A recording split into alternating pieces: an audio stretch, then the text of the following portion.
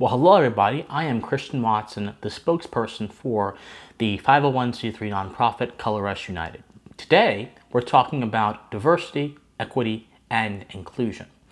Unfortunately, diversity, equity, and inclusion has become more important to many corporations than profit. Of course, profit being the service they offer to you, the consumer. An article from thecut.com cited a figure that corporations spend at least $3 billion annually on diversity efforts.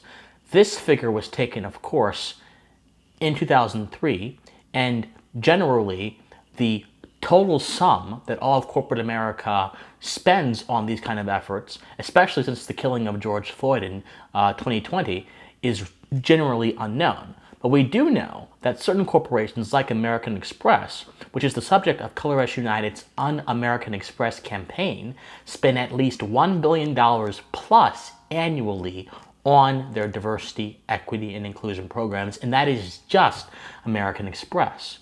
It is possible that the sum total spent on diversity, equity, and inclusion is greater than the sum total spent on actually servicing the customers. And in the case of American Express, that is verifiably true, as work from ColorUs United has most certainly found out.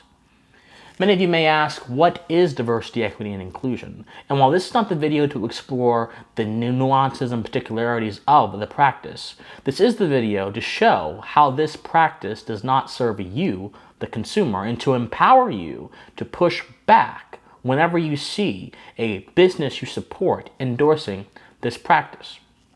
But in short, diversity, equity, and inclusion is a string of words that essentially gives corporate CEOs and boardrooms a solace to know that they are doing something to fix what they perceive to be injustice in the American system. Now, this is actually not the case.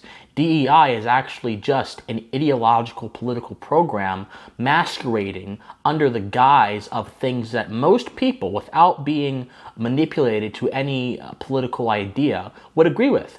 Most people like diversity. They just want diversity of thought and not diversity of identity.